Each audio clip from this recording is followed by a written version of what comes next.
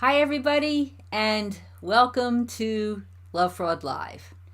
Okay, the big day has finally arrived. My new book, Senior Sociopaths, How to Recognize and Escape Lifelong Abusers, is now on sale. It's filled with great information and advice, so I hope you'll buy it. I'm Donna Andersen, author of Lovefraud.com, and tonight I'll talk about the main point of my book. Sociopaths are abusive until the day they die. At the end of this presentation, I'll answer your questions. To join the chat or ask a question, please subscribe to my YouTube channel. Okay, I wrote the book because I married a con man, James Alwyn Montgomery of Australia. He swindled my money, cheated with at least 6 different women during our marriage, had a child with one of them, and then, 10 days after I left him, married the mother of the child. It was the second time he committed bigamy. Now, my ex-husband's behavior made no sense to me until I learned that he was a sociopath. That's why I founded Lovefraud, to warn you about the sociopaths living among us. And as I started educating myself about these personality disorders, I kept reading that sociopaths burn out in their 40s and engage in less antisocial behavior. Well, this made no sense to me.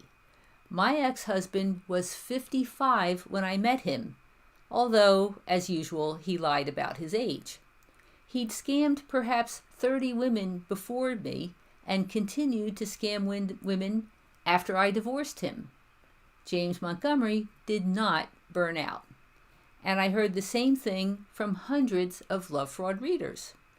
They were dealing with sociopaths as romantic partners, family members, work colleagues, neighbors, people who were age 50 or older and still causing problems. But the prevailing view in the scientific literature and in the mental health field is that sociopaths engage in less bad behavior as they get older. Is this view wrong? I say yes. According to the data that I collected for my new book, the idea that senior sociopaths burn out is a dangerous myth. My book is based on surveys of Lovefraud readers. I asked them to describe their experiences with people whom they believed were sociopaths and were over age 50. They could write about anyone they wanted, their romantic partners, spouses, parents, family members, work colleagues, and acquaintances. A total of 2,100 people responded. 40% of them, 826 people, said that they knew the person both before and after age 50. So here is the key question of the research. I asked, did the individual mellow out or burn out after age 50? Did the individual engage in less manipulation, deceit, or antisocial behavior? What did the survey respondents say? Well, 2% said yes. They saw much less manipulation, deceit, or antisocial behavior. 7% said they saw somewhat less, but 39% said no. They saw the same amount of manipulation, deceit, and antisocial behavior. And then more than half, 52%, said the manipulation, deceit, and antisocial behavior became worse after age 50. So add up the numbers. 91% of survey respondents said the sociopath's behavior was just as bad or worse after age 50. Now, many people associate antisocial and psychopathic personalities with crime and drugs. So I asked the survey respondents about typical antisocial behaviors. Did the sociopaths they knew commit crimes, abuse substances, engage in violence or manipulation, and were they abusive? The answer is yes, although perhaps not quite in ways you might expect. According to my survey, only 18% of respondents said the sociopaths, while over age 50, were charged with crimes and only 13% were convicted. But 38% of respondents reported that the senior sociopaths got away with crimes. Maybe, as the perpetrators got older, they also got smarter, at least smart enough to avoid arrest and conviction. The evidence also showed that while almost half of the sociopaths abused alcohol, the next largest category of substance abuse, at 30%, was none. So, while there was some level of typical antisocial behavior, the survey respondents reported much more manipulation and emotional and psychological abuse. Here's what the survey respondents saw in the senior sociopaths at age 50 or older. 99% said the senior sociopaths were manipulative. 94% saw antisocial behavior. 93% said the person engaged in emotional abuse. 89% said the senior sociopath engaged in psychological abuse. 58% said he or she was financially abusive. 47% said the senior sociopaths were violent. 32% said the senior sociopath was physically abusive. And finally, 30% said the senior sociopath was sexually abusive. So, do sociopaths change around age 50? Often, yeah, they do. But the changes are not necessarily improvements. Here are 5 trends that the survey respondents reported. Number 1, some sociopaths withdrew and no longer had any interest in social interactions with friends and family. Number 2, some sociopaths stopped even pretending to be human. The mask not only slipped, it was permanently removed. Number 3, some sociopaths could no longer keep their lies and manipulation straight, and they were unable to run the complex schemes that they once did. Number 4, some sociopaths became more cruel, seeming to actually enjoy hurting people. They stopped even trying to cover up their actions. And finally, number 5, some sociopaths became more angry, sullen, and aggressive, and less able to control their tempers. Here's why the idea that sociopaths burn out in their 40s is dangerous. If you believe it, you may stay involved with a disordered man or woman far longer than you should. Remember, senior sociopaths are abusive until they die. So if someone over age 50 is still making your life miserable, there is no point waiting for them to change. Senior sociopaths will never calm down and never grow up. Therapy does not help them. So, what do you do? The best course of action is to disconnect from the person. If you can get them out of your life, great. If that's not possible, keep contact to a minimum and disconnect emotionally. The last 2 chapters of my book will help you. They're full of advice from the survey respondents on how to deal with and recover from senior sociopaths. Again, the name of my book is Senior Sociopaths: How to Recognize and Escape Lifelong Abusers. I hope you'll get it. And if you do, please post a review on Amazon or Lovefraud, or Goodreads, or any place where you can post reviews. There's more information in the box below this video window on where you can get the book. Okay, so looks like we have a few comments. Let's take a look.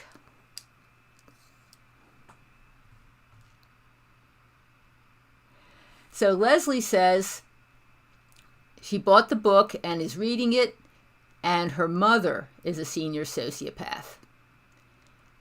She got worse with age. She's now in her 80s and uses her golden children as proxy abusers, including violence. I've gone no contact with all of them. Leslie also says, this woman has turned friends and family against me for decades. I didn't know what was happening until recent years as educational materials came out. Well, Leslie, I'm so sorry for your experience. Maybe you've gotten to chapter 4, where I talk about senior sociopaths as parents. It's rough. It's really rough when you have someone who is disordered as your mother or father. It makes it difficult to grow up with a sense of normalcy, like perhaps impossible. So I do hope that you've been able to overcome the damage that I'm sure occurred. Very painful growing up in a situation like that. And it's hard, especially for so long when the manipulation continues and there's other people in the family who are also engaging in the abuse. So that's a really difficult situation. I have lots of case studies like that in the book where I talk about, people shared their experiences. Some of them are just mind-blowing what goes on.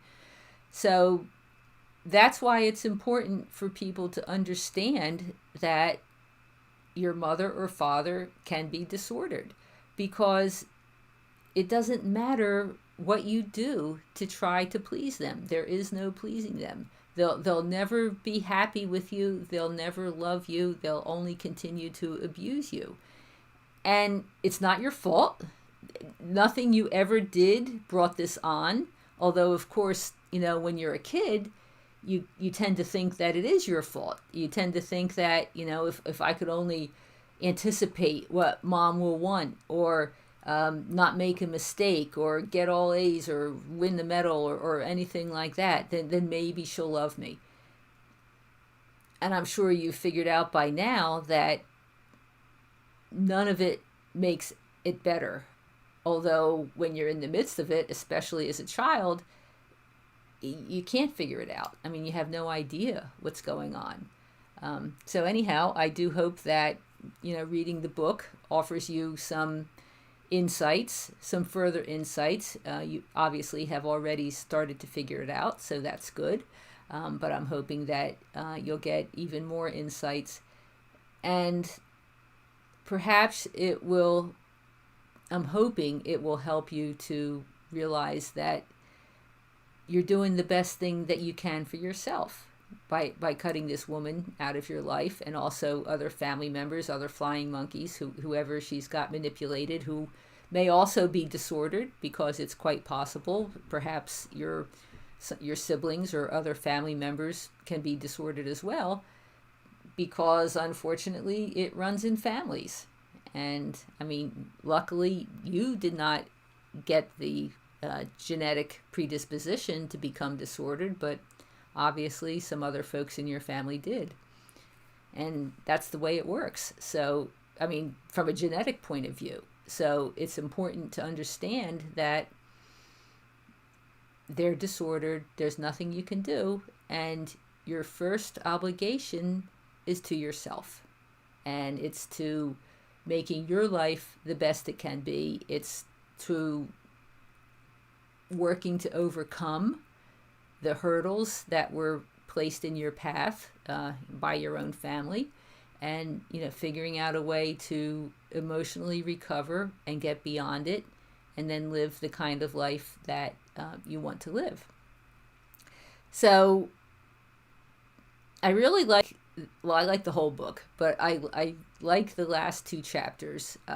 Chapter 8 is about dealing with sociopaths, and it has a lot of advice about right from the survey respondents about their own experiences and how they coped with it, and what advice they had to offer. And then chapter 9 is about recovering from a sociopath, and people shared their experiences with what to do about that, because sometimes there is a lot of unraveling that needs to be done. And I talk about this a lot in these videos and on Lovefraud. The prime wounds that are created by the sociopaths are emotional and psychological. And the way to get over them is to allow yourself to actually feel and process the pain of the experience. And it's hard work.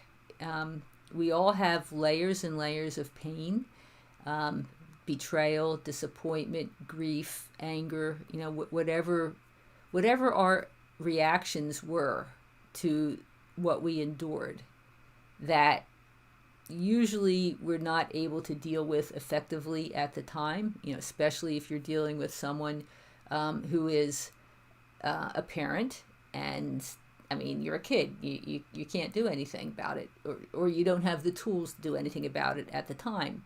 All you can do is figure out how to survive.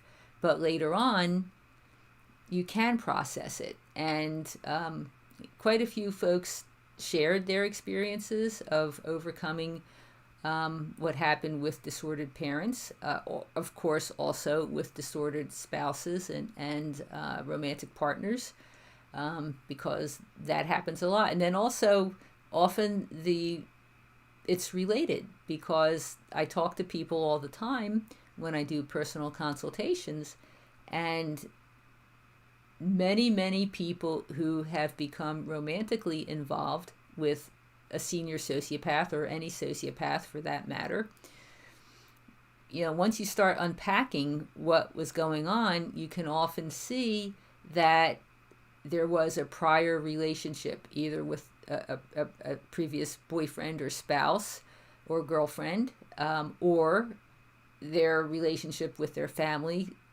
of origin, that set them up to be targeted by a sociopath later on. So there often is a very clear connection between people we get involved with romantically and our history and what has happened before. Oh, so Celeste says, thank you for all your helpful work on this. Your words are very healing. I'm really glad to hear that, because that's my purpose. I've been through this. I know what you're experiencing, or not always explicitly, because in truth, I lost money, but I wasn't ground into the dirt the way some psychopaths and antisocial have tried to treat other people. And so I count my blessings, but I have so much empathy and understanding for everybody who's going through these experiences and how difficult it is. But I can say that recovery is possible. And that's another reason that I wrote this book, because first you need to understand and figure out what's going on emotionally and intellectually with your whoever the person is who's making your life crazy. You need to get an intellectual understanding of what's going on. That's step one. Step two, the most important step, is processing the emotions of it. And that's the road to recovery. And it absolutely can happen. I've talked about my own personal experience. I've been happily married now for 17 years, actually together with my husband for more than 20 years. I met him about, a little over a year after my divorce was final, and we've been together ever since. He's the love of my life. He's very supportive. He helps me with Lovefraud. If it wasn't for my husband, Terry, there would be no Lovefraud. So that's all terrific. And you can do it too. It takes work. It takes a commitment to yourself.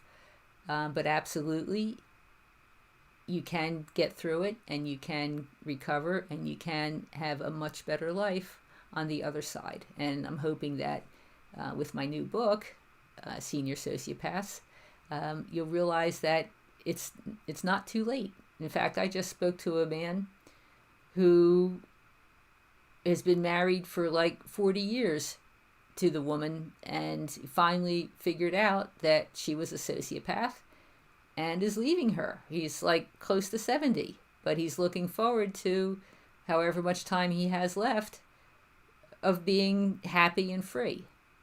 So it's definitely worth understanding what's going on and then doing what's best for you. Okay. Well, that looks like all the comments that we have for tonight. Thank you, everybody, for joining me. And as I mentioned, I do hope you'll get the book. It's available on Lovefraud and on Amazon and elsewhere. So, and please, if you do get it, please post some customer reviews. They help a lot, and I would really appreciate it if you do that. Okay, good night. Thank you so much. Bye-bye.